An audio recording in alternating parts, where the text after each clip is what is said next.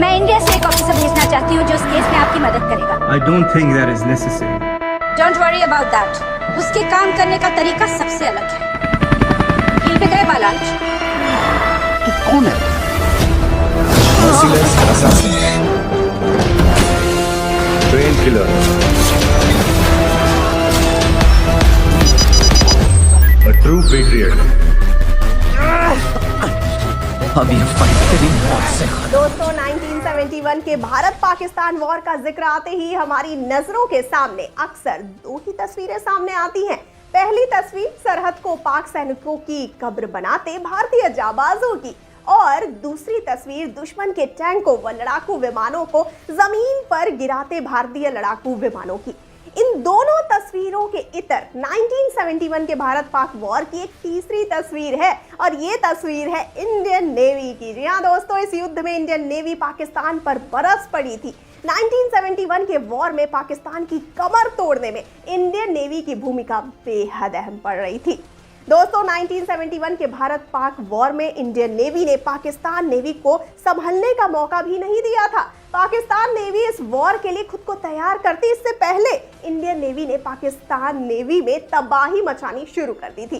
13 दिन चले इस वॉर में पाकिस्तान के 18 कार्गो शिप यानी मालवाहक जहाज, 7 तोप वाली नाव, 3 petrol carrier boat, 1 mine sweeper को पानी में डाल दिया गया था। सिर्फ इतना ही नहीं, अनवर बख्श, पाशियानी और मधुमती नाम के 3 मर्चेंट और 10 छोटे जहाजों को इंडियन नेवी ने अपने कब्जे में ले लिया था। दोस्तों इंडियन नेवी ने 4 और 5 दिसंबर 1971 को कराची पोर्ट से अपनी कार्रवाई की शुरुआत की थी। इस कार्रवाई को ऑपरेशन त्रिशूल का नाम दिया गया था। इस ऑपरेशन को पश्चिमी मोर्चे पर इंडियन नेवी की पश्चिमी नौसेना कमान के वाइस एडमिरल सुरेंद्र नाथ कोहली ने लीड किया था।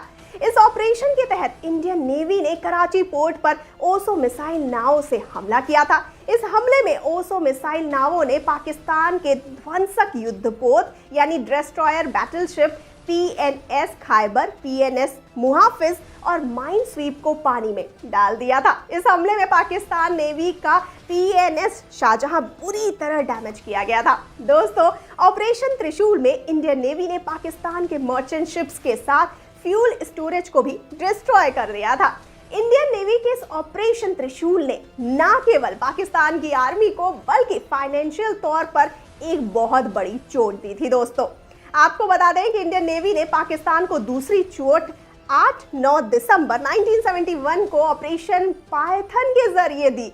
8-9 दिसंबर 1971 की रात इंडियन नेवी ने स्टाइक्स मिसाइल से हमला किया। इस हमले में बड़े fuel tanks, 3 Pakistani merchant fleet और कराची पोर्ट्स में खड़े विदेशी जहाज को भी डैमेज कर दिया था।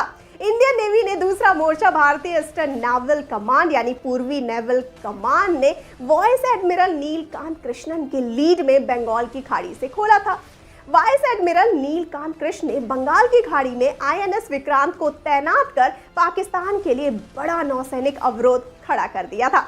दोस्तों इंडियन नेवी के इस कदम से पश्चिमी और पूर्वी पाकिस्तान एक दूसरे से अलग थलग पड़ गए थे।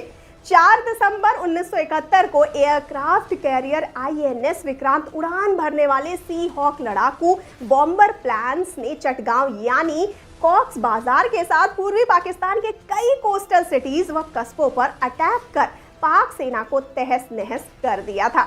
दोस्तों इंडियन नेवी की कार्रवाई के बाद पाकिस्तान ने हमले के लिए पाकिस्तान इंटरनेशनल एयरलाइंस के लड़ाकू विमानन को रवाना किया। इस विमान ने पाकिस्तान के अपने ही PNS जुल्फिकार पर हमला कर दिया।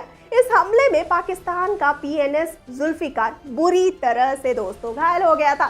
साथ ही इस बैटलशिप में सवार पाकिस्तान नेवी के ऑफिसर्स और सैकड़ों स्टाफ बुरी तरह जख्मी भी हो गए थे।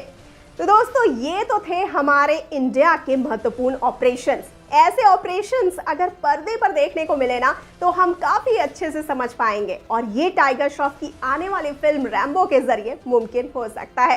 तो देखते हैं कि क्या कहानी इस फिल्म में देखने को मिल सकती है। आप अपनी प्रतिक्रिया हमें बताइए कमेंट सेक्शन में, और जाते जाते इस वाली वीडियो को कर दीजिए लाइक और शेयर, चैनल को सब्सक्राइब करना ना भूलिए। मुझे यानी श्रुति को दीजिए इजाजत। नमस्कार।